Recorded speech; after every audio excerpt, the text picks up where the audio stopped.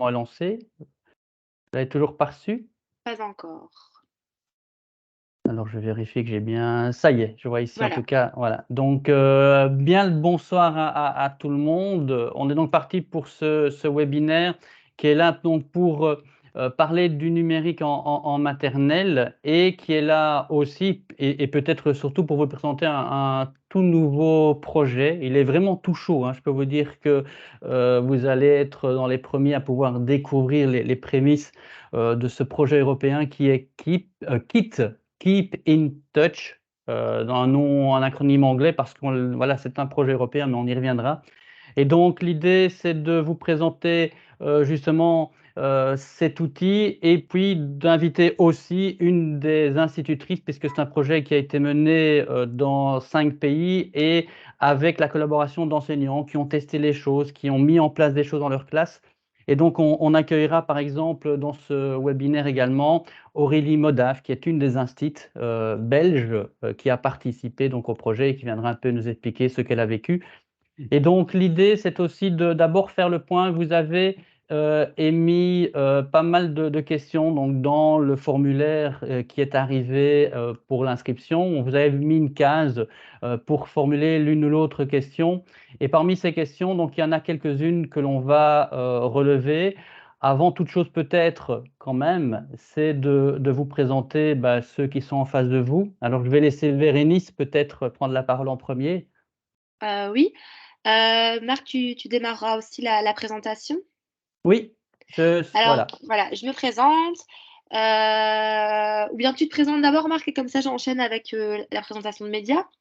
Allez, soyons fous. Donc, Marc, c'est mon prénom, André, c'est mon nom de famille et donc, je suis à la fois conseiller technopédagogique au niveau de la Fédération d'enseignement fondamental catholique, la FEDEFOC et je suis, donc détaché aussi, instituteur, hein, de terrain, mais détaché auprès de Médianimation, d'où Bérénice est aussi, membre de l'équipe. Et donc, j'enchaîne. Je suis Bérénice Van Est. Je suis chargée de projet européen chez Média Animation. Alors, qu'est-ce que ça veut dire? Voilà, on a la chance d'avoir reçu plusieurs financements européens pour mener des projets d'éducation aux médias chez Média Animation. Notamment plusieurs projets autour de l'éducation aux médias numériques. Et Keep in Touch est l'un de ces projets. C'est un projet Erasmus+, on va y revenir. Et alors un petit mot sur Média Animation. Donc Média Animation, c'est le centre de ressources en éducation aux médias pour l'enseignement libre. Donc on publie des ressources, des outils, notamment à destination des enseignants. C'est aussi les formateurs de Média Animation que vous pourrez potentiellement rencontrer lors de, par exemple, de journées pédagogiques. On est centre de ressources pour les enseignements, mais on est aussi un centre d'éducation permanente, donc avec de l'éducation aux médias tournée vers le public adulte. On a aussi donc le pôle des projets européens qui est un peu transversal parce qu'on travaille vraiment en synergie avec tous les collègues.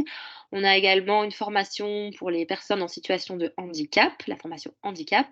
Et Média Animation, c'est aussi une agence de communication. Donc on a toute une grosse équipe de collègues, graphistes, vidéastes, webmasters, qui produit du contenu multimédia pour les associations, pour tout ce qui est tourné vers le non marchand.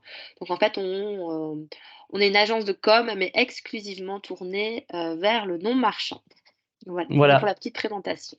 Et pour Médianimation, vous le connaissez sans le connaître, en fait, parce que pour le réseau libre, par exemple, c'est Médianimation qui met en page les programmes qui arrivent dans les écoles. Donc voilà, vous le connaissez sans le connaître. Et alors, je vois, c'est marrant, Benoît qui met en commentaire, ce n'est plus la FEDEFOC qui, en effet, depuis, mais c'est très récent, on ne doit plus dire la FEDEFOC, Fédération d'enseignement catholique, mais la direction de l'enseignement fondamental catholique. Ça a changé juste d'un mot, mais voilà, ça change tout dans les textes.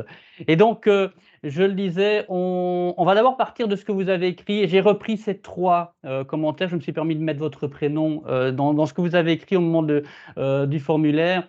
Ophélie qui a écrit référent numérique au sein de l'école maternelle. Pas toujours facile de trouver quelles applications, quels jeux, quels apprentissages mettre en place.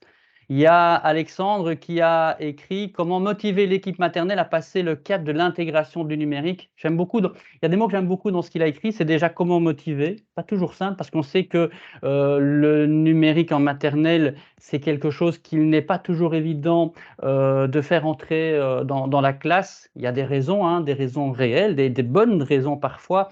Il y en a parfois aussi des un peu moins bonnes, on va dire ça ainsi. Et puis il y a l'idée aussi donc de travailler en équipe et d'intégrer ça progressivement. Enfin, il faut passer le cap. C'est pas toujours évident de le faire. Puis Eliane, je viens à l'info pour avoir de bonnes bases afin de le partager avec mes collègues. Garder, et ça aussi c'est important, garder les priorités et ne pas aller trop loin. Merci. Ça va être notre discours aussi, hein, dans ce qu'on va dire là.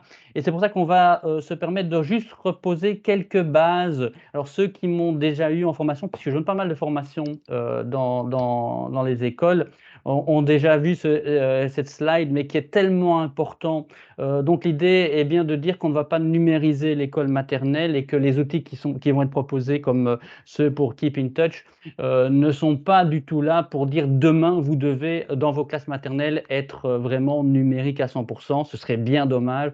On aura toujours besoin de manipuler. Et donc l'idée, c'est que quels que soient les outils numériques, ce sont des outils pédagogiques au même titre que les autres. Quand on n'en a pas besoin, on ne les sort pas. Je n'ai pas besoin de la colle, je ne sors pas la colle. Je n'ai pas besoin des ciseaux, je ne sors pas les ciseaux. Je n'ai pas besoin des outils numériques, je ne les sors pas. Ce sera le même principe, hein, dans la réflexion. Et puis, il y a l'idée aussi que amener les outils numériques, c'est là où se positionne l'outil Kit, c'est que en fait, amener le numérique en classe, c'est pas juste faire comme à la maison et l'utiliser de façon ludique, juste pour le plaisir de les utiliser ou occupationnel. Ici, c'est aussi offrir l'opportunité aux élèves de porter un regard critique sur ces outils, d'apprendre à les manier efficacement et sans risque, parce qu'il y a toujours cette crainte qui est là. Découvrir aussi, c'est un peu le symbole quand on voit cette personne qui découpe, c'est dire qu'on va les utiliser quand il y a une réelle utilité. Parfois, quand on fait du papier mâché, je ne vais pas utiliser les ciseaux, je vais déchirer la feuille, mais ce serait la même chose pour le tube numérique. Il y a parfois, j'en aurais pas besoin, je ferai sans. Tout comme aussi, on va leur apprendre qu'on ne peut pas tout faire avec les outils numériques. Il y a des limites, comme par exemple les ciseaux, je ne peux pas couper une brique avec les outils numériques, on ne pourra pas tout faire non plus avec. Mais je vais aussi apprendre à mes élèves à éviter qu'ils se coupent quand ils utilisent les outils numériques, les ciseaux. Je vais apprendre à mes élèves à justement éviter qu'ils fassent tomber la machine, je vais éviter qu'ils fassent n'importe quoi avec ces outils dans la vie. Ça, c'est juste pour faire le parallèle. Et c'est là où on va se situer dans ce qu'on va appeler, alors je vais changer de dire parce que j'ai mis deux fois, dans ce qu'on va appeler l'éducation média, j'y reviendrai. Et juste pour préciser, parce que c'est vrai que ça peut faire un peu peur à certains, hein. On parlait des collègues là qui ont parfois tendance à sauter le pas dans le numérique en maternelle. Alors déjà au départ, il faut savoir qu'on n'a jamais dit on ne peut pas avoir de numérique dans les classes maternelles.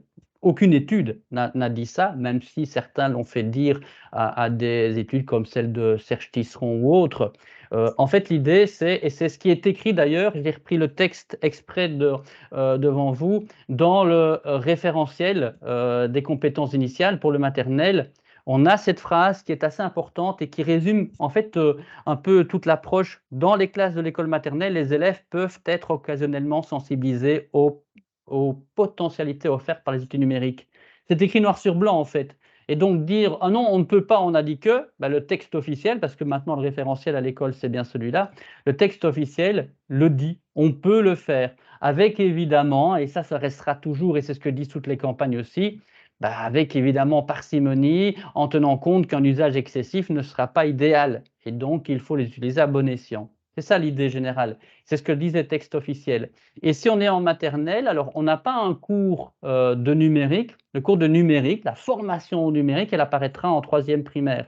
Avant cela, en maternelle et en première, deuxième, le numérique il va surtout se faire au travers des visées transversales. Les domaines 6, 7 et 8, parce qu'il y a un huitième qui est apparu pour le primaire.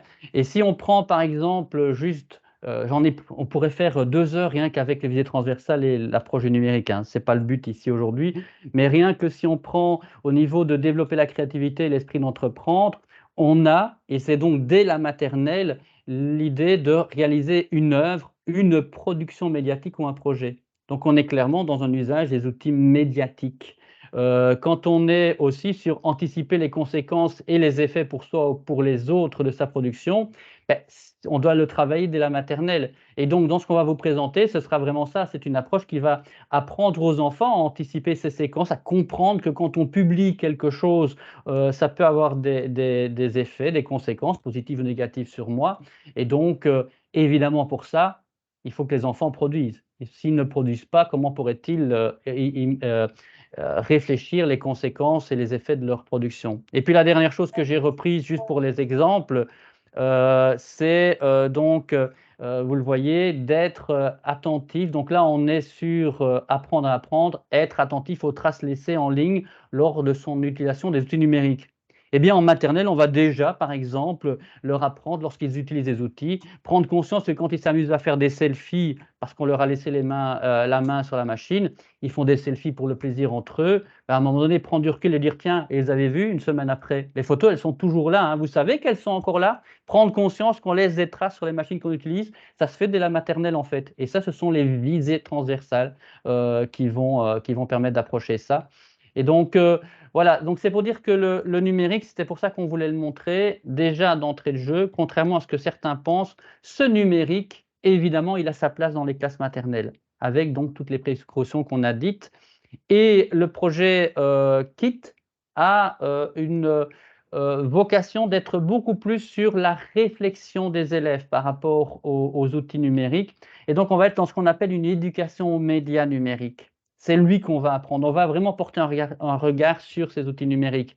Et on n'est pas là dans l'idée de utiliser les outils numériques parce que l'on va faire un apprentissage. Je peux utiliser un tableau blanc interactif, par exemple. Si j'utilise un tableau blanc interactif, c'est intéressant, ça me permet de montrer des choses que je ne pourrais peut-être pas montrer en temps normal. Mais là, je serai dans ce qu'on appelle l'éducation par les médias numériques et non pas dans cette éducation aux médias. Donc nous, dans le projet KIT, on va aller beaucoup plus sur cette colonne de gauche, cette fameuse éducation aux médias en tant que telle. C'est un projet d'éducation aux médias tel qu'il est là, avec donc vous voyez ce comparatif. Alors je ne vais pas tout lire, hein, ce serait un peu long, mais l'idée c'est que quoi qu'il arrive, vous avez vu, il y a une colonne bleue, il y a une colonne jaune, et au centre il y a en fait, jaune et bleu, ça fait vert. Et on a tous ces outils numériques en fait, qui vont être à la fois des outils pour apprendre et des outils sur lesquels on va porter un regard critique, un regard réflexif. Cette fameuse à la fois éducation aux éducation par les médias. Et donc, l'idée, tiens, c'est juste pour vérifier qu'on ait bien compris la notion. Je vais vous mettre là. Alors, ce que je vais vous proposer, c'est, si vous estimez que c'est, parce que je n'ai pas su lancer les sondages, malheureusement, on n'a pas su le faire aujourd'hui, je vais vous demander de lever la main si vous estimez que c'est de l'éducation aux médias. Si on est là en train de porter un regard critique, donc vous avez vu dans la barre au-dessus, on a levé la main. Et donc, je vous propose donc cette première, projeter un documentaire pour illustrer une leçon. Est-ce que vous estimez que c'est une activité d'éducation aux médias? Alors, je n'ai pas de main levée. Alors, je sais que ce n'est pas. J'en ai une là maintenant, Amélie. J'en ai. Voilà, allez-y. Comme ça, je vois un peu qui en est. Alors, c'est pas pour mettre en avant celui qui va se tromper ou pas, hein. C'est juste parce que voilà, c'est le principe qu'on a. Euh, et donc, les trois participants, je vais vous proposer de rebaisser la main. Il y en a 4 maintenant. Rebaisser la main, comme ça, on ne voit pas qui a répondu quoi. En fait, parce qu'en fait, ce n'est pas de l'éducation aux médias.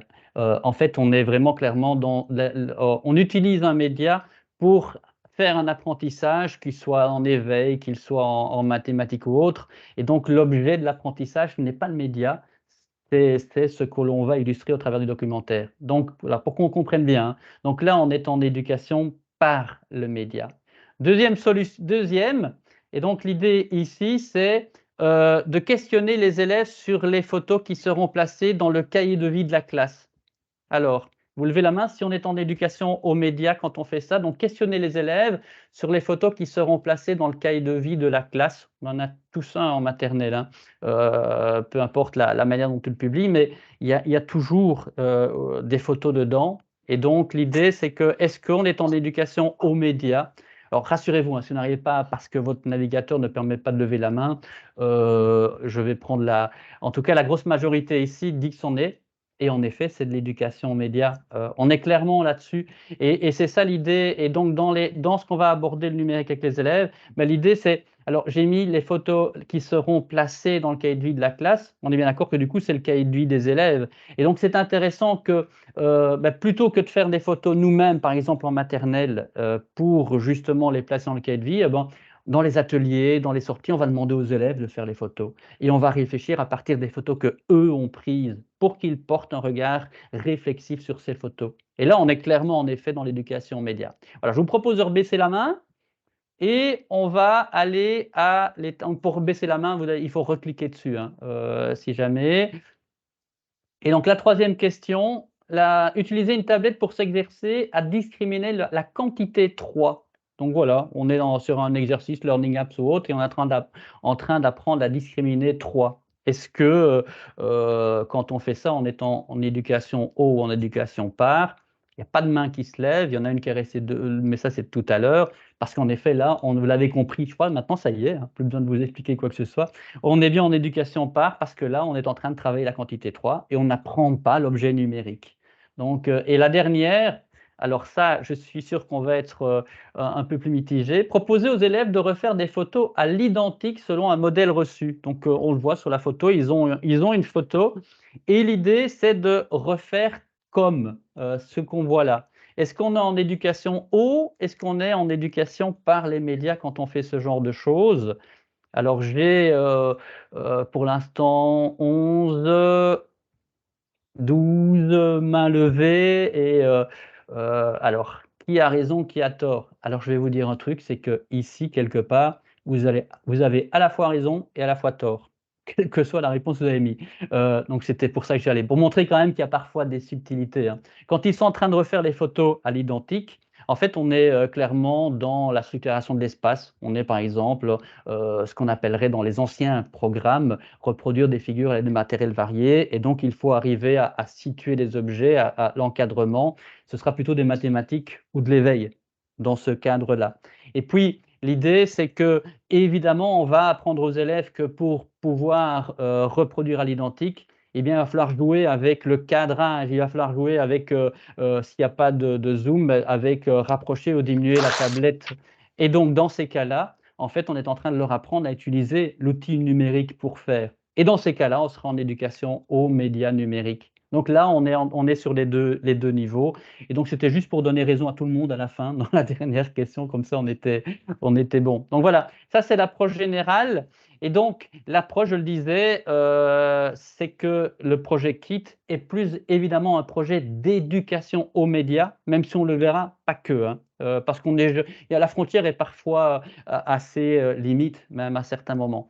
Voilà, vous n'hésitez pas à rebaisser la main si c'est là, et si tantôt vous avez une question, bah, vous la relevez, ou bien vous n'hésitez pas aussi à poser une question, votre question directement dans l'onglet conversation. Voilà, et puis, enfin, il y a une main levée peut-être, je ne sais pas si c'est parce qu'il y a une question. Dominique? Non, voilà, il a baissé la main. C'était juste pour qu'on reparle de lui une fois maintenant, Dominique. Je le taquine, mais parce que je le connais, hein. Et donc, Bérénice, le Oui, projet KIT, puisqu'on est quand même là pour en parler aussi de ce projet. tout à fait. Et donc le projet KIT, comme on vous le disait, c'est un projet qui vise à éduquer les tout petits aux médias numériques. Donc les tout petits, c'était la tranche d'âge 3-6 ans. Et qui, in fine, ici au terme du projet qui a duré un peu plus de 2 ans, c'est de proposer des outils prêts à l'emploi. Des outils prêts à l'emploi, en grande partie pour les enseignants du maternel, pour se former d'abord à l'éducation aux médias numériques avec les tout petits, pour tester des animations et pour expérimenter l'éducation aux médias donc avec son groupe, avec sa classe. Alors, KIT, dans les grandes lignes, c'est quoi? Donc, comme l'a dit Marc, ça vient de l'acronyme KEEP, c'est l'acronyme de Keep in Touch, restons en contact. Et donc, c'est proposer des méthodes, des ressources et des outils innovants pour construire des parcours d'apprentissage en éducation numérique à destination des tout petits. Donc là, je me répète un petit peu. Alors, d'où vient le projet? C'est un projet européen financé par l'Europe, Erasmus+, et on est en partenariat avec quatre autres pays. On est 5 partenaires, avec une association d'éducation aux médias allemande, avec nous-mêmes Média Animation en Belgique, avec un tiers-lieu culturel qui s'appelle La Fabulerie, qui est situé à Marseille en France, avec Zafiria, qui est aussi une association d'éducation aux médias italienne, et avec une école maternelle portugaise. Alors, comme je vous le disais, éduquer aux médias numériques en maternelle, oui, mais quelles sont les ressources qui existaient déjà, en tout cas pour les enseignants? Il y avait des choses, mais pas grand-chose vraiment pour le maternel. Quelles activités concrètes, qu'est-ce qu'on peut faire concrètement pour accompagner les plus petits dans leurs apports aux écrans? C'est aussi une question à laquelle on a essayé de répondre avec ce projet. Et alors, c'est un projet qui se veut être en coéducation, avec vraiment un lien entre l'école et les familles. On y reviendra pour vraiment essayer d'instaurer un dialogue autour de la question des médias et qui plus est des médias numériques entre les parents et l'école. Et alors, pourquoi la Commission européenne a lancé un appel à projet à ce moment-là? Pour garder le lien. Parce qu'en fait, on s'est rendu compte, vous l'avez sûrement aussi constaté, que suite au Covid-19 et aux différents confinements, les enfants du maternel ont été les grands oubliés. Il y a Après le premier confinement, après la première vague, quand il y a eu le deuxième confinement, il y a quand même pas mal de choses qui se sont mises en place pour garder le lien entre l'école et les enfants, en tout cas au niveau primaire et secondaire. Il y a des choses qui se sont mises en place. Il y a des écoles qui avaient déjà des plateformes, qui ont utilisé leurs plateformes pour, par exemple, garder le contact, pour proposer aux familles de réaliser des exercices à la maison pour poursuivre les apprentissages. Parfois, un peu trop, hein, ça a été le grand débat aussi de dire mais comment on n'est pas capable en famille de faire autant d'activités que sur un temps scolaire de 8 heures. Mais pour les tout petits du maternel, bah, on n'a pas commencé à envoyer des exercices, des devoirs, on n'allait pas non plus demander de faire des classes à distance. Et donc finalement, le lien avec les instituteurs, avec les camarades, les copains, l'école, bah, on s'est rendu compte au niveau européen qu'il y a vraiment il y a eu un manque au niveau du maternel. Et donc, l'idée, c'était mettons des choses en place, des bonnes habitudes, des ateliers qu'on pourrait potentiellement faire aussi en distanciel pour si jamais cette situation devait se reproduire. Alors, on espère très fort qu'il n'y aura plus de confinement, mais n'empêche que voilà, c'est toutes des bonnes petites idées. Et aussi, pour garder ce lien, bah, pourquoi pas avec un enfant qui peut pas revenir à l'école pour, parce qu'il est malade, parce que voilà, il y a plein de situations parfois où on doit comme ça garder le lien et donc c'est aussi, ce à quoi le projet vise de répondre. Alors, il y a 3 axes dans ce projet. La première, c'était de former les enseignants de maternelle. Donc, on a eu tout un processus de formation dans chaque pays partenaire avec des enseignants, dont l'une d'elles est parmi nous ce soir et qui témoignera. Puis, on a recréé un parcours de formation en auto-formation qu'on peut suivre en autonomie que je vous présenterai. Le deuxième axe, c'est de fournir des pistes et des outils pour accompagner les tout petits dans leur rapport aux écrans. Donc là, ça débouche sur 40 propositions, 40 itinéraires d'ateliers numériques à mener en classe maternelle, que je vais vous présenter également. Ces 40 ateliers,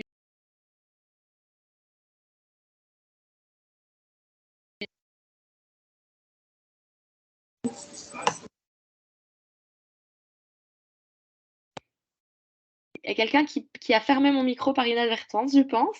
Ça va, vous m'entendez? Ok. Et donc 40 propositions d'ateliers numériques pour piocher des bonnes idées, des bonnes pratiques, à s'inspirer surtout pour mettre en place des ateliers numériques en classe. Et le troisième axe, qu'on abordera moins ce soir, c'était d'instaurer un dialogue avec les parents en leur fournissant des repères autour des questions de leurs préoccupations des écrans et des médias en famille. Et donc là, il y a eu tous des ateliers qu'on a menés avec les parents d'enfants en maternelle pour réfléchir finalement quelles sont leurs grandes préoccupations, quels repères on peut leur fournir pour vivre les médias plus sereinement dans le cadre familial. Alors, je vais poursuivre en vous présentant ce fameux kit d'atelier numérique.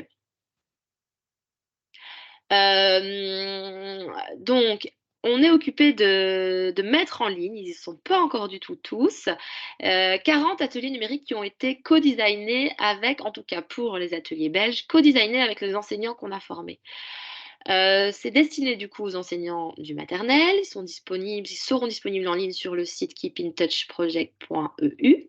Ils seront également disponibles en format PDF imprimable. Ils sont complètement gratuits. Ils existent dans les 5 langues du projet et ils sont tous pensés dans cette dynamique de coéducation en lien école-famille.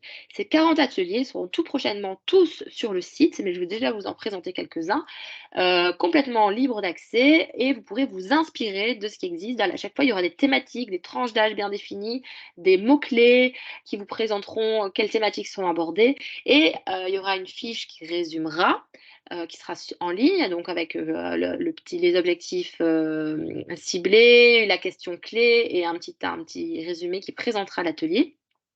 Et après, vous aurez l'occasion de télécharger en PDF tout le scénario de cet atelier.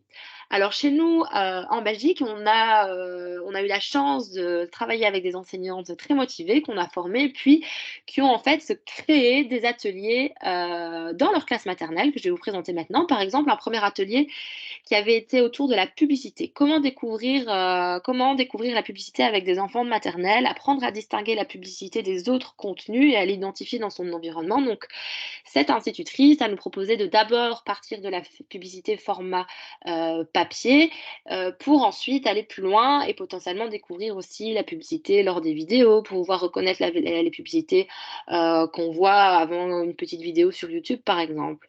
Alors, un exemple d'étape, ça avait été de trier les publicités en classe, de nommer ce qu'on y voit, de rassembler les publicités où on voit par exemple des aliments, où on voit des meubles, enfin vraiment de créer des catégories et aussi de retourner à la maison et de demander aux parents d'identifier des publicités dans leur environnement, de ramener à l'école pour la semaine suivante, par exemple des publicités papier. Et puis après, par rapport à l'éducation aux médias numériques, il y avait aussi cette idée de photographier des publicités dans l'environnement. Donc ça, c'est une première piste d'atelier que je vous présente ici de manière hyper succincte, j'en ai bien conscience, mais dont vous pouvez retrouver tout un scénario qui a été élaboré en co-design avec cette enseignante pour découvrir la publicité. Alors, on va passer au suivant. La nature dans la ville et la ville dans la nature, un atelier qui avait pour vocation d'explorer son environnement et en fait d'aller à la rencontre de l'environnement proche de l'école, d'utiliser le média photo pour identifier les éléments naturels et les éléments urbains. Donc les élèves avaient été invités en balade autour de chez eux à photographier les éléments de leur environnement pour identifier où est-ce que je vois de la nature, où est-ce que je vois dans la ville. À chaque fois, évidemment, quand on utilise le média photo, ça donne des moments de projection de photos, on rediscute de ce qu'on a vu, etc.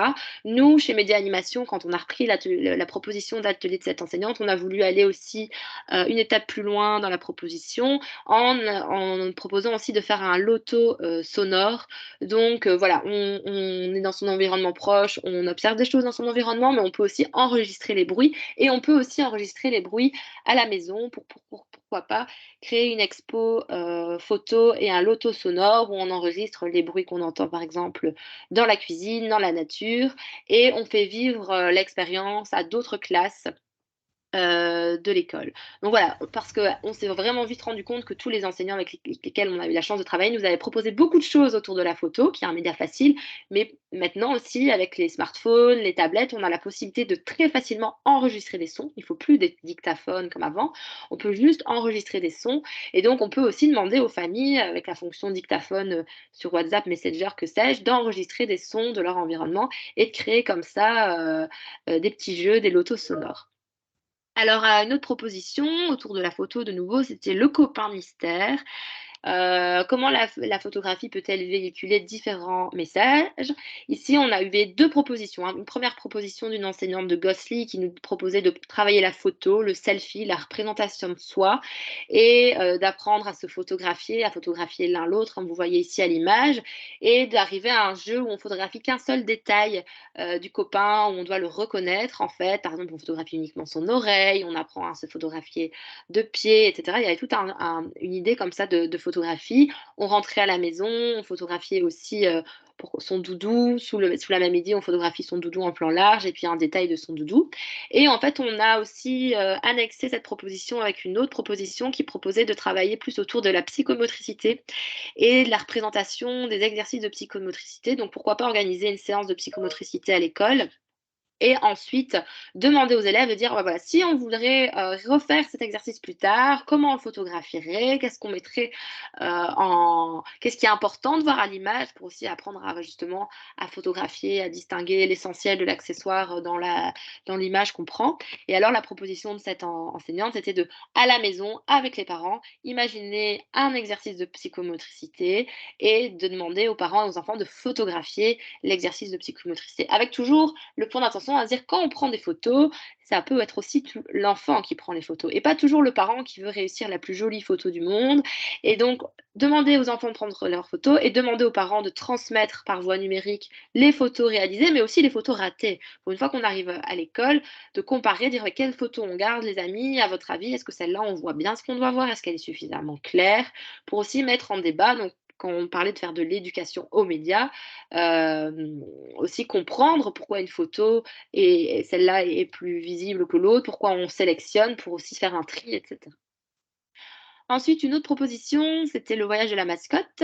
L'itinérance d'un objet pour garder vraiment le lien affectif entre la maison et l'école. Donc, c'est peut-être quelque chose que vous avez l'habitude de faire vivre avec vos élèves.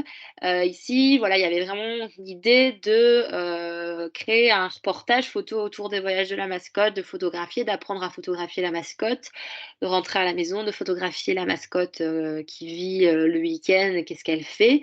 Il y avait tout dans le processus, toute une idée aussi de pour créer le calendrier des voyages de la mascotte, déjà à l'avance, savoir où est-ce qu'elle allait aller, etc. Il y avait tout un exercice pour apprendre à se prendre en photo en selfie, pour élaborer le calendrier des voyages de la mascotte. Il y avait tout un travail aussi sur les émotions, apprendre à se photographier suivant de différentes émotions, représenter les émotions. Donc c'était encore une très belle proposition nous a été faite par une enseignante qui a participé au projet KIT, dont vous pourrez trouver tout l'itinéraire séquence par séquence également sur le site Keep in Touch d'ici le mois de mai. Et donc, comme je le disais, un exemple d'étape à l'école, c'était se photographier en selfie pour réaliser le calendrier des voyages. Un exemple d'étape à la maison, c'est de nouveau se photographier en représentant différentes émotions. Il y a une autre enseignante qui a été très ambitieuse, qui nous a proposé toute la réalisation d'un film en stop motion qui est parti vraiment de la distinction de images fixes et images animées pour comprendre comment fabriquer finalement un petit dessin animé. Et donc, elle a beaucoup travaillé avec notamment, on ne voit plus la présentation, Marc. Oui, c'est voulu parce que et je t'avais dit: «Attention, il faudra penser à mettre le son» et je me rends compte que j'ai oublié de le mettre, donc je viens de lâcher, mais on va le revoir, hein, on t'écoute. D'accord. Donc l'idée, c'était de travailler avec les tomatropes et les folioscopes, hein, pour déjà distinguer images fixes, images animées. Et puis là, elle est partie autour d'un album jeunesse qui connaissaient en classe, qu'ils avaient l'habitude de parcourir pour créer tout un scénario, un petit film en stop motion avec un scénario, avec un décor qu'ils ont créé ensemble, des personnages, etc. Ils ont même enregistré leur propre voix. Donc c'était vraiment un projet très ambitieux. Mais là aussi, on voudrait vous rassurer en disant, bah, pour faire de l'éducation aux médias numériques, il ne faut pas spécialement se lancer dans la réalisation d'un film. On peut faire aussi des choses beaucoup plus simples. Euh, voilà, faire du stop motion, c'est aussi prendre quelques photos mises bout à bout et les passer en diaporama pour faire bouger des objets. Donc, vous voyez, stop motion, hein, c'est la succession d'images qui s'animent. Et donc, voilà, cette enseignante-là, elle a vraiment proposé tout un processus pour arriver vraiment à la réalisation d'un film. Et je vous propose maintenant de regarder quelques secondes à l'introduction de ce film qui a été réalisé donc par une enseignante de l'école communale de Belgrade. Il était une fois un monstre qui aimait manger le prénom des enfants. Il se plaçait à l'école et dès qu'un enfant passait, il lui barrait le chemin et miam, l'avalait. Il n'y a rien à de plus ensemble. J'ai faim. Un matin, le jeune Samuel se dépêchait pour arriver à l'heure à l'école. Chouette, un enfant, je vais pouvoir manger. Bonjour, comment tu t'appelles? Samuel. Miam, miam, comment? Samuel. Répète, je n'ai pas mieux compris. ça. Tu devais. Voilà, on va peut-être pas aller jusqu'au bout malheureusement parce que on risque de ne pas avoir le temps, mais on mettra la vidéo aussi accessible, je vous enverrai le lien comme ça vous pourrez la regarder jusqu'au bout. Donc voilà, mais c'est en tout cas, du matériel comme ça et sur le site, il y aura aussi des outils qui vous seront proposés pour réaliser ce genre de réalisation et des outils, facilement alors le mot facile évidemment je mets des guillemets, mais prenables en main, avec, voilà, pas trop de conditions techniques à la clé. Donc voilà et puis alors il y a un projet, qui, donc a aussi été proposé, Bérénice, c'est la chasse aux photos. Oui, c'est un projet qui a été proposé par Aurélie qui est avec nous. Aurélie, si vous pouvez activer votre micro pour nous partager votre expérience. Mais Voilà. juste avant, donc pour repréciser, tous les ateliers qui avaient été proposés, on les a chez Média Animation aussi remis en forme pour garder une certaine cohérence. Et on a parfois ajouté même des petites choses pour proposer, pour pas spécialement aller plus loin parce que les idées étaient déjà très bonnes, mais il y avait beaucoup de choses autour de la photo, donc on a aussi associé le son par exemple, ici on a associé l'idée de chasse au trésor que va nous présenter Aurélie avec la notion de codage. Donc Aurélie, Oui. je vous laisse la parole. Aurélie, donc on va oui, c'est Oui. autant en parler directement, hein, que Voilà. que laisser les autres parler. Aurélie, donc institutrice. Alors avant de rentrer dans le projet tel quel, qu'est-ce qui t'a donné l'envie de participer au projet KIT? Mais j'ai un tableau interactif dans ma classe et j'avais peur de mal l'utiliser, ça me faisait peur tout simplement, les écrans, trop d'écrans, on sait bien que c'est quand même pas toujours, ils en ont déjà beaucoup à la maison et je voulais un petit peu me former, pour l'utiliser intelligemment et très vite, j'ai donc compris la différence entre l'éducation aux médias et par les médias. Je faisais plus par les médias avec cet écran interactif et grâce au projet KIT, ben, je suis plus passée à l'éducation aux médias et c'était vraiment ça, c'était pouvoir l'utiliser plus intelligemment. Et donc le projet, ou en tout cas la série d'activités, parce qu'on va parler d'une série d'activités, en 2 mots, de quoi s'agit-il? Bah, ça partait un petit peu de l'idée qu'il y avait des images, ils ont accès donc au téléphone de leurs parents, on s'en rend bien compte et j'avais envie de pouvoir leur dire que tout n'était pas vrai, tout ce qu'ils voyaient, toutes les images qu'ils voyaient n'étaient pas nécessairement la réalité. Un peu, même Instagram, Facebook est un prisme, on n'a qu'un point de vue, enfin bref. Et partant de là, on a créé cette idée de partir de Google Earth et de prendre, de leur montrer la photo de l'école, mais vraiment vue par le satellite et de leur faire un peu se poser la question, tiens, qu'est-ce qu'on voit comme image, qu'est-ce que c'est? Et là, ils ont commencé à analyser cette image et à rechercher des indices pour comprendre que c'était notre école, quelles étaient les différences entre la photo qu'on voyait et ce que nous, on connaissait de l'école, comprendre qu'il y a des satellites qui prennent des photos de nous, qu'il y a des images de notre école qui se trouvent sur Internet, etc. Et puis, après, à chaque fois, on faisait en classe et puis on partait, je travaille avec Classe Dojo et donc on partait sur Classe Dojo et là, les parents avaient été prévenus de tout le projet, hein et je leur demandais de participer donc et à la maison, prendre un peu des photos de laisser leur enfant ou de les accompagner de toute manière, mais de leur laisser peut-être leur téléphone pour, pouvoir prendre des photos de leur maison, de leur point de vue. Puis après, ils me les envoyaient via Classe Dojo, on en discutait, eux pouvaient un petit peu expliquer, ça c'est comment était leur maison et puis on est parti alors après sur des images, hyper zoomées, alors ils essayaient un petit peu de comprendre ce qu'ils voyaient. Par exemple, ils pouvaient voir un monstre et puis après je montrais l'image dézoomée et c'était le reflet d'un canard dans l'eau et ce reflet déformé donnait une image donc voilà, comprendre que quand on zoome sur quelque chose, il y avait aussi, si j'ai bonne mémoire, on zoomait sur le pelage d'un animal, ils avaient l'impression de voir un œil et puis quand on dézoome, en fait, c'était, le pelage d'un animal, c'était un animal. Donc comprendre qu'en zoomant très fort, on a un point de vue différent dans l'image.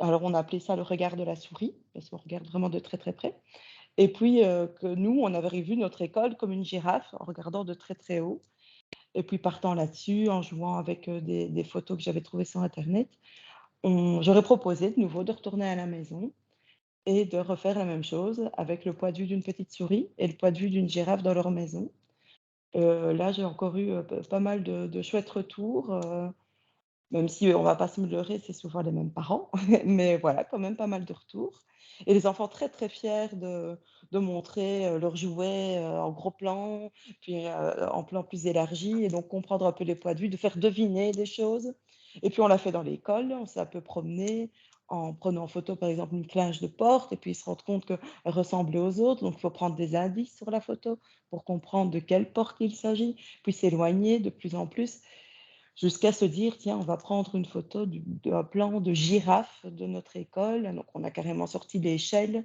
et puis ils sont montés sur l'échelle, ils ont pris une photo d'en haut, toutes ces photos-là, on les a imprimées, on a joué avec, on a essayé de faire une sorte de chronologie et puis après on a fait participer les autres classes en leur faisant un peu, des photos mystères, en reprenant un peu des photos, de l'école, mais aussi du jardin parce qu'on a la chance d'avoir un grand jardin et donc ils se baladaient même à la récréation avec, un tronc d'arbre et devaient trouver, de quel tronc d'arbre il s'agissait ou dans l'école, une cage de porte, les toilettes, c'est vraiment rigolo de Mmh. prendre en photo et cetera et cetera.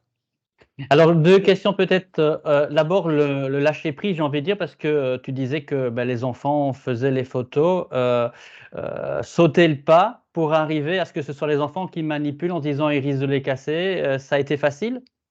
Beh, ce sont mes appareils, donc non. Je dis pas que c'est plus facile si c'est à l'école, mais c'est vrai que oui, mais je leur disais, je crois qu'ils ont quand même conscience de l'importance de l'objet, il m'a semblé en tout cas, parce que j'ai la chance d'avoir un écran interactif, mais j'ai pas de tablette et j'ai pas d'appareil photo ou de téléphone de classe et donc franchement, ils ont pris conscience de l'importance de l'objet, de la fragilité et ils étaient assez précautionneux, franchement, j'ai pas Mmh. mes craintes sont vite passées.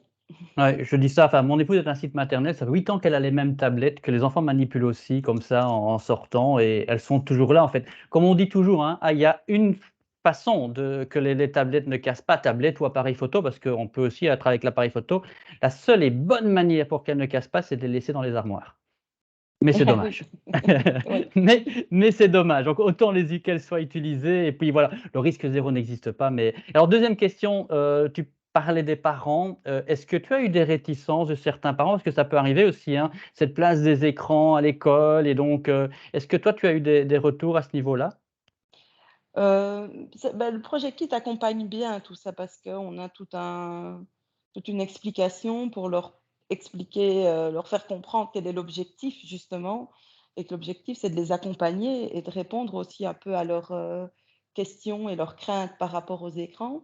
Donc non, c'était plutôt des craintes. Ils étaient parfois un petit peu il y a eu tout un sondage, où les enfants devaient répertorier avec leurs parents tous les écrans qu'il y avait à la maison. Et j'ai compris et appris que beaucoup d'enfants estimaient avoir une tablette et avoir un téléphone. Donc en Mmh. maternelle, moi ça m'a un petit peu choquée, «Non, ça c'est ma tablette, ça c'est mon téléphone». «Ah bon, OK» et certains parents en étaient un petit peu gênés et plutôt se justifiaient: «Oui, mais il ne fait que des jeux intelligents dessus, il fait» et je dis: «Bah voilà, l'idée c'est de vous montrer que, on doit les accompagner et on peut faire des choses intéressantes avec, mais voilà, on peut les accompagner intelligemment et leur montrer des choses intéressantes à faire avec. Ouais et donc du coup, bah, c'est bien la preuve que ça va permettre aussi quand on parlait d'école-famille, bah, cette réflexion qui est entamée à la maison, elle a aussi, tout son intérêt sur la famille en fait, hein, dans parce que les enfants en fait, c'est les enfants qui éduquent aux médias leurs parents dans l'idée, par Oui, rapport à la ils me l'ont déjà dit ça aussi. Moi, ma maman, elle est tout le temps sur son téléphone. J'avais des révélations évidemment du coup. Oui, c'est ça, mais l'idée évidemment n'est pas de faire une enquête sur ce qui se passe à la Non, maison, hein, je ne l'ai on pas est répété d'accord. aux parents. On va Mais poursuivre ça fait en partie de leur vie vraiment, c'est vraiment je voulais leur dire: «Stop les écrans», mais je me dis: C'est pas possible». Ils vivent avec et ils grandissent avec. Donc autant plutôt partir du point de vue: «On va vous aider à les comprendre, à les apprivoiser et à les utiliser intelligemment». l'éducation média, en fait, hein. C'est Ouais. voilà, elle est là toute résumée et je vais revenir sur Bérénice. Merci beaucoup, hein. On te retrouvera tantôt Aurélie, mais je vais revenir sur, Bérénice. Donc l'idée, c'est que, tous ces alors je reviens sur mon PowerPoint, j'espère voilà. L'idée, c'est donc que chaque fois, dans ces 40 thématiques, on a des étapes bien ciblées avec des préparations toutes faites. Alors, oui, il y aura des préparations toutes faites. Bon, voilà, ce sont toujours des propositions. À vous, évidemment, de vous inspirer, de faire tel quel ou de un petit peu modifier. Il y a des choses il y a des ateliers qui seront plus aboutis, plus détaillés, parfois un peu moins. Ça dépend aussi, voilà, on les a co-construits avec les 5 partenaires. Chez Média Animation, on a voulu vraiment aller au bout des choses. Il y a d'autres partenaires qui étaient plus dans au bout des choses dans l'éducation critique aux médias. Il y a des partenaires qui ont plus d'une fibre artistique, c'est plutôt des propositions artistiques. Voilà, c'est très varié, c'est ce qui permet d'avoir une grande diversité de propositions. Je lisais dans les commentaires que quelqu'un disait, je n'en vois que 4 pour l'instant en français. En fait, ils sont occupés d'être uploadés. Et j'ai demandé à la graphiste, à la webmaster italienne qui travaille là-dessus, au moins en mettre quelques-uns pour ce soir, pour pouvoir montrer en tout cas où ça va se trouver sur le site. Et je vais y revenir tout de suite. Alors, tous ces ateliers sont proposés en coéducation école-famille. Et donc, les étapes, finalement, il y a vraiment un aller-retour entre l'école et la famille. Et ce n'est pas l'idée de dire on fait quelque chose à l'école et puis on refait la même chose à la maison et on voit ce qui se passe. C'est vraiment essayer de proposer des étapes à mettre en place au sein de la maison. Donc, par exemple, pour l'atelier que je vous ai présenté, la nature dans la ville, on va d'abord à la découverte de son environnement et on fait un quiz sonore à l'école, on écoute et on identifie des sons. Donc, on découvre son environnement et on fait un quiz sonore simple, par exemple les cris d'animaux, une proposition qu'on peut trouver facilement sur le web notamment. Et on propose de refaire un nouveau quiz sonore en famille en envoyant un petit lien aux parents. À l'école, on revient, on manipule et on apprend à utiliser la tablette et sa fonction appareil photo pour ensuite informer les parents que les enfants ont pu manipuler des appareils photo, des tablettes et ont appris à photographier. Et donc, à la maison, on demande de photographier son environnement, de repérer par exemple des éléments végétaux dans son quartier, autour de chez soi, un buisson, la pelouse. On demande aux parents de transmettre l'une ou l'autre photo prise par les enfants. L'instit à l'école les projette ou les diffuse sur la tablette. On essaye aussi d'éviter un maximum de devoir imprimer, de devoir faire plein de choses. Ça peut être juste projeté à partir d'une tablette. Et voilà, il y a vraiment cet aller-retour entre l'école et la maison. Alors, je vais vous montrer, je vais prendre la main sur le partage Oui, pendant que tu prends d'écran. la main, peut-être préciser aussi que, bah, là, il y a des activités à la maison, mais c'est pas discriminant pour ceux pour qui les parents ne voudraient pas faire l'activité, hein. Donc c'est pas un essentiel à la réussite de la suite de l'activité. Donc voilà, ce sont des activités proposées pour faire ce lien, ce liant, mais voilà, pour les enfants qui n'auraient pas la chance de pouvoir y participer, ça va pas non plus, mettre à mal leurs apprentissages, hein. Oui, d'ailleurs, le projet insiste beaucoup là-dessus, à comment inclure tous les enfants, comment faire ceux qui reviennent et qui n'ont pas réalisé l'étape à la maison. Voilà, on donnera aussi pas mal de petites balises aux enseignants, de choses à penser, de petits tips pour mener à bien le projet. Donc, sur le site, vous voyez, c'est disponible en 5 langues. Je vous invite à sélectionner le français quand vous y êtes. Vous allez sur la partie atelier numérique et c'est à cet endroit que tout prochainement, vous pourrez retrouver une quarantaine d'ateliers numériques qui se présenteront comme ceci. On survole, chaque atelier sera résumé. Donc le voyage de la mascotte, un des ateliers qui a été créé par une enseignante belge. Je vous montre ici. Il y a une question clé, un petit résumé, la tranche d'âge, la durée. Donc la durée, c'est surtout le nombre d'étapes, etc. Et on pourra télécharger l'atelier numérique complet en PDF. Alors je vais vous montrer comment ça va se présenter exactement. J'espère que vous voyez toujours mon écran. Attendez, je cherche le document, évidemment. Ce n'est pas ça du tout. J'ai sorti la chasse aux photos, donc l'atelier qui a été créé par Aurélie qui vient de témoigner. Voilà, c'est pour vous montrer finalement comment ça va se présenter. Ce sera un document comme ceci. Qui reprend l'idée qui vient de qui, l'âge, le thème, les mots-clés, comment se réparer dans l'espace grâce à des photos, les objectifs généraux. Le document global reprendra aussi le matériel qu'il faut potentiellement avoir à l'école et à la maison, mais donc c'est a priori plutôt basique ici, hein. Il faut des tablettes ou des appareils photo pour smartphones non connectés, une connexion Internet pour vraiment faire ce lien école-famille, un système de projection collective, mais ça peut être aussi simplement on diffuse via une tablette. Les programmes et les éventuelles apps qui sont utilisés dans l'atelier. Donc ici, on est sur Google Earth ou Google Maps et des alternatives. Un petit résumé et ensuite, vraiment étape par étape, qu'est-ce qu'on vous propose? Donc, étape 1 à l'école, découverte de photos prises depuis le ciel et de photos satellites.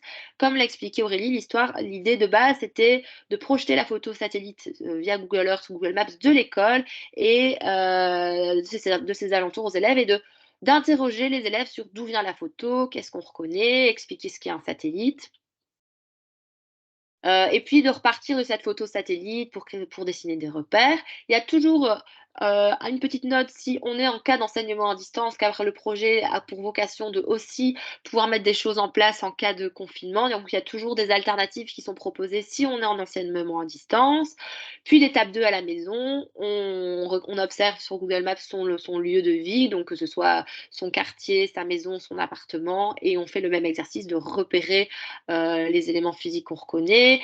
Ensuite, on aborde la notion de point de vue avec l'exercice des zooms et des dézooms. Vu comme une girafe, vu comme une souris, quelles sont les différences? À chaque fois, des questions Donc, guides qui ouais. sont proposées. Enfin, voilà, vous voyez vraiment, ici, c'est très détaillé et l'idée vraiment, c'est d'inspirer, de proposer tout un itinéraire, mais à vous de glaner ce qui vous intéresse ou non, de faire vos sélections. Donc, ce sont comme ça 40 ateliers qui seront vraiment libres d'accès, que vous pourrez retrouver sur le site.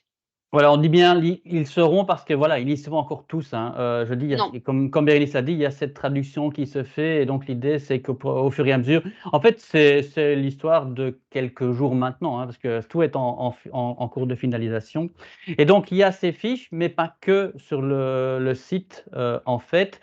Aurélie nous parlait tantôt de s'être formée, on vient de parler aussi de pistes pour justement expliquer aux enfants, aux parents le projet ou autre. Et ça se trouve dans un autre onglet du site. Oui, donc là, c'est les modules d'auto-formation en ligne. Là, vous pouvez retrouver tout un itinéraire de formation, d'auto-formation pour vous former à l'éducation, mettre en place de l'éducation aux médias en maternelle. Qu'est-ce que ça suppose? Donc, c'est plusieurs modules que vous découvrez ici, l'éducation aux nouveaux médias, état des lieux et conseils, comment utiliser les outils numériques, mettre des ateliers numériques en place à l'école maternelle, créé à partir du numérique, tout un module qui met le focus sur cette fameuse coéducation école-famille, les points de vigilance, à quoi il faut faire attention, qu'est-ce qui peut nous décourager, mais comment y pallier, etc. Et enfin, comment communiquer avec les parents. Donc, pour vous donner un exemple, les ateliers numériques dans l'école, à l'école maternelle, c'est tout un module qui a été créé. Ça se présente comme ceci. Vous avez différentes étapes, des lectures et chaque fois, des bonnes pratiques, des inspirations, un atelier numérique en maternelle. En fait, quand on clique ici sur, on rentre dans un nouveau chapitre et on peut ouvrir les étapes du lecture en PDF. Donc, par exemple, l'atelier numérique ici en PDF, vous cliquez et ça s'ouvre dans une nouvelle fenêtre. Et à vous vraiment d'aller là aussi vous balader, de voir ce qui vous intéresse. Évidemment, on n'est pas obligé de faire tout le parcours, mais on a vraiment tout un itinéraire de formation qui est rendu accessible complètement gratuitement. Et enfin, voilà, c'est complètement libre pour se former, pour faire de l'atelier au numérique, de l'éducation aux médias numériques et de l'éducation aux médias dès la maternelle, avec des idées, des inspirations, du matériel. Et dans chaque module, on a aussi des propositions d'activités, des inspirations. Donc, par exemple, ici, proposition d'activité, rencontrer mon doudou. On reclique et on a des petites fiches comme ça qui peuvent vous inspirer pour créer un atelier. Ici, c'est rencontrer son doudou à la maison. Chaque famille prend une photo de la peluche préférée de l'enfant ou enregistre une vidéo. À l'école, les enseignants créent des QR codes pour chaque vidéo en les utilisant, par exemple, le générateur de QR code pour créer une exposition en fait virtuelle de toutes les peluches de l'école. Donc ça, c'est des propositions que vous pourrez retrouver dans le parcours d'auto-formation que je vous invite vraiment à découvrir. Et là, tout est présent déjà. En français. Et donc, voilà, on alterne entre différents plutôt modules plus théoriques, des propositions d'activités. C'est tout un itinéraire à suivre. qui a été co-créé avec les 5 partenaires dans le cadre de ce projet Erasmus+. Et chaque partenaire a soi-même formé des enseignants. Donc voilà, on s'est vraiment inspiré des échanges qu'on a eus chacun avec les enseignants pour essayer de proposer du contenu le plus complet, qualitatif possible. C'est ça, Et donc, l'avantage du projet, en fait, c'est ça. Il a été vécu par des enseignants, il a été construit avec des enseignants, et donc on n'est pas en train de vendre du rêve en proposant des choses qui ne sont pas réalistes. Et vous l'avez vu, quand on parle de 40 itinéraires, je vais en parler comme ça, d'activités, il y a aussi, je dis, dans ce module de formation, pas mal d'autres pistes. On vous présente des outils à utiliser aussi pour créer des contenus avec les élèves. Donc franchement, n'hésitez pas, voilà, ici on ne voit pas de Legend Ali, avec chaque fois un lien et puis des explications qui sont faites sur comment l'utiliser en classe. Donc ça foisonne hein, de pistes à gauche, à droite, donc il ne faut pas hésiter à surfer en fonction de ses besoins, d'aller chercher l'une ou l'autre information. Alors, vu les contenus, vous n'en aurez pas pour 10 minutes, hein, je vous dis déjà. Mais c'est quelque part, tant mieux, ça veut dire que c'est bien fourni. Bon, il nous reste 1 minute ou 2 là maintenant. Je voudrais, si tu le veux bien, Bérénice, c'est justement revenir avec Aurélie. Aurélie, on parlait de cette formation, de ce besoin de formation. Je sais qu'on en a parlé entre nous et tu le disais, c'est quelque part aussi un essentiel. Alors, je Oui, sais pas. parce qu'on a eu la chance d'avoir ces outils numériques, et c'était génial, on était très contents, mais très vite on s'est dit: «Ah bon, comment ça marche?» Première chose, et puis comment l'utiliser intelligemment. Et le confinement finalement a eu cet avantage de pouvoir se former en ligne. Moi personnellement, j'adore parce qu'en journée, il y a rien à faire, on ne sait pas quitter nos classes, on n'est pas remplacé, on embête les collègues. Et oui, ça, j'adore toutes ces formations, et ce site est vraiment génial parce qu'on va pouvoir, à son rythme, avec son horaire, et ses possibilités, aller pêcher une idée ou l'autre, et mieux comprendre, comment utiliser tout ça intelligemment. J'aurais une question, tiens, qui me vient, parce que c'est souvent celle qui revient dans les classes. Oui, mais moi, je veux bien, mais de toute façon, j'y connais rien. Les enfants en savent plus que moi. C'est embêtant, ça, ou pas? Est-ce que ça t'a fait un frein, toi?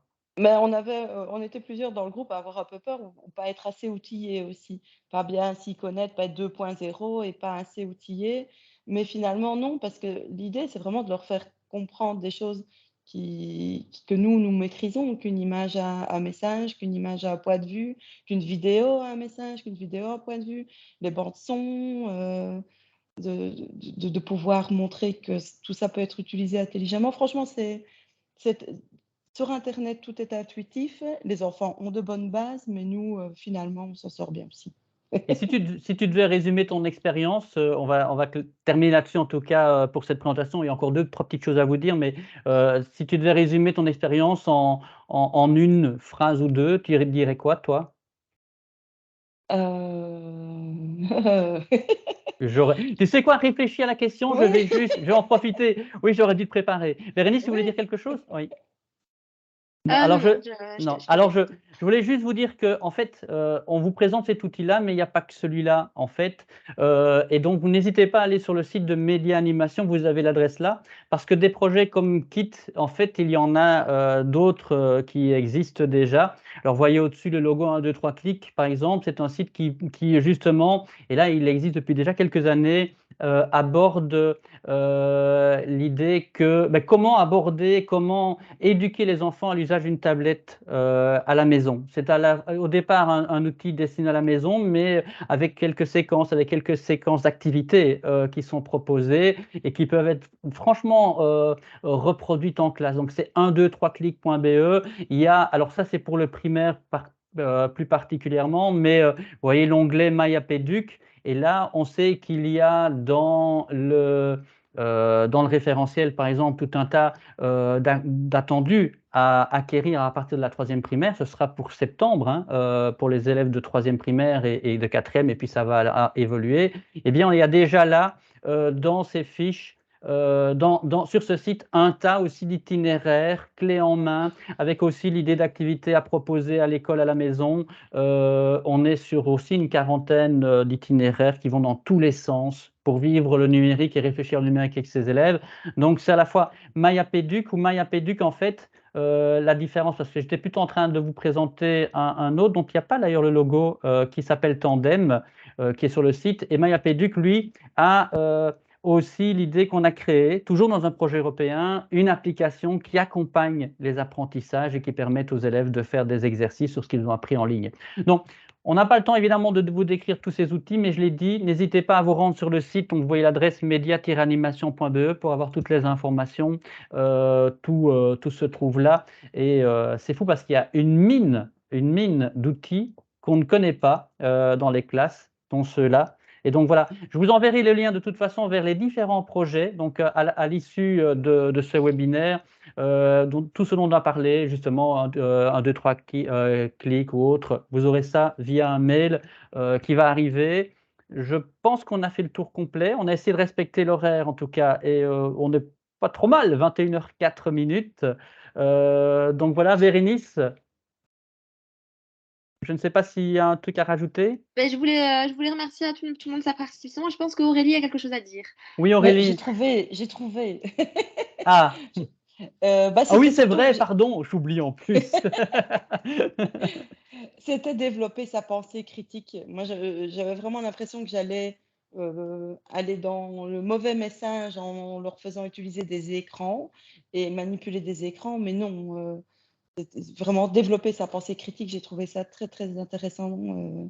Les écrans peuvent être intéressants et intelligents. Oui, mais c'est extrêmement bien résumé, hein, et ça résume vraiment l'approche qu'on doit avoir du numérique en maternelle, justement. C'est cette démarche réflexive, critique. Moi, je dis bravo, on l'engage pour l'ensemble des présentations. Désolé, il ne fallait pas trouver une aussi bonne phrase. Maintenant, tu dois revenir chaque fois. Non, merci beaucoup en tout cas, Aurélie. Et donc, un conseil, n'hésitez pas à vous lancer vous aussi. Bérénice, je crois que c'est franchement ce qu'on peut Oui, dire, n'hésitez hein. pas à vous lancer. Alors voilà, c'est vrai que je suis un peu navrée parce que tout n'est pas encore en ligne. C'est un projet qui se clôture ici fin juin. Et comme tout projet en partenariat international, c'est parfois très difficile. Voilà, c'est des ateliers qui nous sont traduits dans 5 langues. On est occupé de les mettre, de les uploader, de les mettre en page, etc. Et malheureusement, là, je vois quelqu'un qui essayait de télécharger les PDF. Effectivement, les liens sont pas encore accessibles là tout de suite, tout de suite. Mais ils seront, on voulait absolument avoir cette présentation ici avant les congés, les 2 semaines de congés. Mais n'hésitez pas à retourner faire un tour après les congés. Normalement, tout sera en ligne. Peut-être que vous brûlez d'impatience d'entamer quelque chose dès demain avec vos collègues. Mais voilà, il y a déjà tout le processus d'auto-formation qui est complètement dispo, où vous pouvez trouver plein de ressources. Et le toolkit, les ateliers vraiment seront complets à 100% d'ici mi-mai. Et Mhm. donc voilà, encore un peu de patience, je suis désolée. Mais voilà, l'idée vraiment, c'était de pouvoir avoir déjà cette première présentation ici avant les congés de printemps. Et l'idée, c'est qu'on a de toute façon vos adresses et l'idée est que l'on vous enverra un message quand tout sera en ligne. Donc, on vous tiendra Voilà. au courant et comme ça, vous aurez toutes les infos pratiques. Vous avez accepté d'être avec nous aujourd'hui soir. On va vous accompagner jusqu'au bout. Mais je crois que déjà, et Aurélie l'a dit, et puis on va arrêter parce qu'il est déjà 21h07, mais franchement, ne fût-ce que déjà les parcours apprenants et justement toute cette réflexion liée à l'approche avec les parents, liée à l'approche du matériel avec les élèves, tout ça, il y a déjà une mine d'informations. Moi, je vous conseille d'y aller. Alors, on est en train d'en parler, on n'a rien à gagner, hein, c'est gratuit, on l'a dit, hein. Mais on a tout en tout cas, à y gagner au niveau de nos classes et à faire gagner nos élèves par rapport à cette réflexion. Voilà. On est dans un monde numérique. Nos élèves grandissent et vont continuer à grandir dans ce monde qui sera de plus en plus numérique. Permettons-leur d'apprendre le monde dans lequel ils vont grandir, quoi, tout simplement. Voilà, ce sera le mot de la fin.